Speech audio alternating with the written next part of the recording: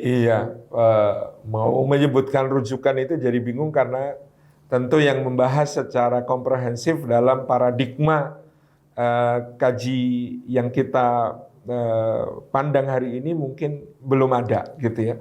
Tapi kalau mau melihat secara luas tentu kita bisa merujuk ke banyak buku. Ada buku Sejarah Indonesia Modernnya Profesor Merle Calvin Nicholas, data-datanya cukup menarik untuk kita kaji, ya. Dan Profesor Nicholas adalah ahli untuk sejarah Jawa di abad ke-18, sehingga kita tidak boleh melewatkan karya-karyanya. Misalnya buku Yogyakarta Under Sultan Mangkubumi, misalnya. Atau di abad sebelumnya kita bisa membaca bukunya The Graph, ya, tentang serial kebangkitan dan keruntuhan Mataram dalam 5 jilid buku dari sejak masa Panembahan Senopati, Sultan Agung sampai masa Amangkurat begitu. Atau kita juga bisa membaca karya Profesor Peter Carey untuk kita lihat datanya, misalnya adalah apa yang beliau tulis tentang Pangeran Diponegoro pada buku The Power of Prophecy, ya, Kuasa Ramalan, ataupun buku Takdir, ya, buku tentang biografi Pangeran Diponegoro. Yang menarik adalah data. Saya misalnya ya tentu tidak berpuas dengan itu. Saya sekarang misalnya sedang mengkaji Babad Diponegoro karya Raden Basah Gondokusumo. Jadi literasi pada zaman Pangeran Diponegoro itu sangat tinggi. Sehingga kalau kita perhatikan, Pangeran Diponegoro menulis babad autobiografinya di Manado, menulis sendiri. Kemudian ada Babad Diponegoro versi Keraton Yogyakarta. Ada Babad Diponegoro versi Keraton Surakarta. Ada Babad Diponegoro versi Pakualaman. Ada Babad Diponegoro Suryong Alam. Ada The Book of Kedung Kebo atau Babad Diponegoro versi Raden Adipati Cokronegoro di Purworejo. Ada Babad Diponegoro versi ditulis oleh putra beliau, ya, Pangeran Abdul Majid ketika di pengasingan di Madura. Kemudian ada Babad Diponegoro yang ditulis oleh Ibunda Pangeran Diponegoro dan Ayu Mangkorowati. Ada Babad Diponegoro yang ditulis oleh istri Pangeran Diponegoro. Ya,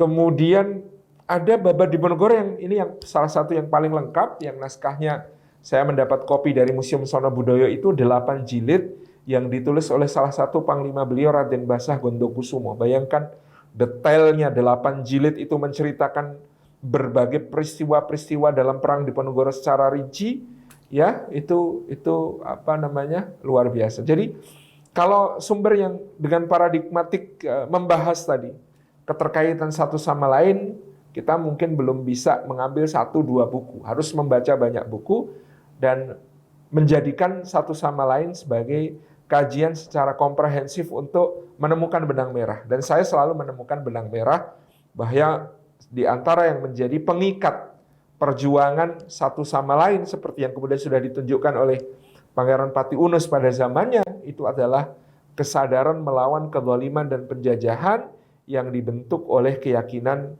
Islam tentang jihad fisabilillah. Sebuah atau 3 pucuk surat di tahun 1780-an misalnya dari Mekah datang ke Nusantara ditulis oleh Syekh Abdul Somad Al-Falimbani. Dan 3 itu hanya 3 dari sekian puluh surat yang beliau tulis untuk penguasa-penguasa Nusantara. Dan itu dihimpun dalam sebuah kitab judulnya Nasihatul Muslimin wa Tadhkiratul Mu'minin fi Fadhailil Jihadi wa Karamatil Mujahidin. Ya.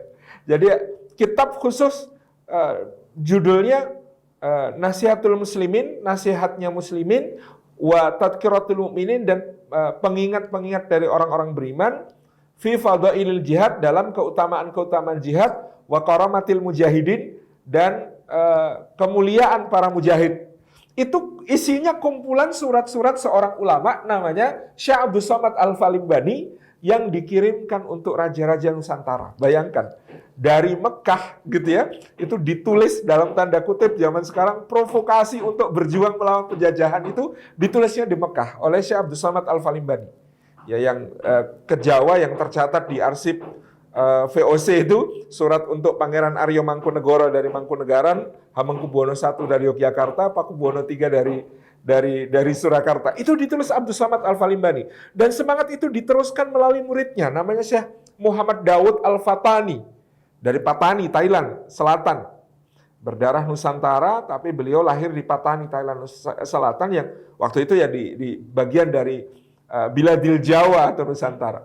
Kemudian Syekh Daud Al-Fatani adalah sahabat Syekh Muhammad Arsyad Al-Banjari, Syekh Muhammad Khatib Sambas, ya. Kemudian mereka punya murid namanya Syekh Muhammad Nawawi Al-Jawi Al-Bantani.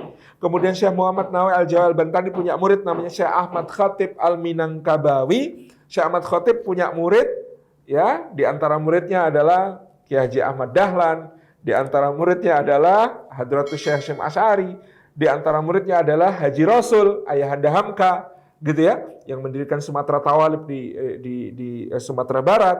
Kemudian di antara muridnya yang kemudian sebentar belajar kepada beliau karena selama musim haji saja dengan penerjemahan Agus Salim adalah Umar Said Cokro Aminoto. Ini semuanya jejaring ulama yang mengikat dan mempersatukan semangat jihad dalam ruh spirit jihad fisabilillah dari nilai-nilai Islam. Begitu. Wallahu a'lam bishawab.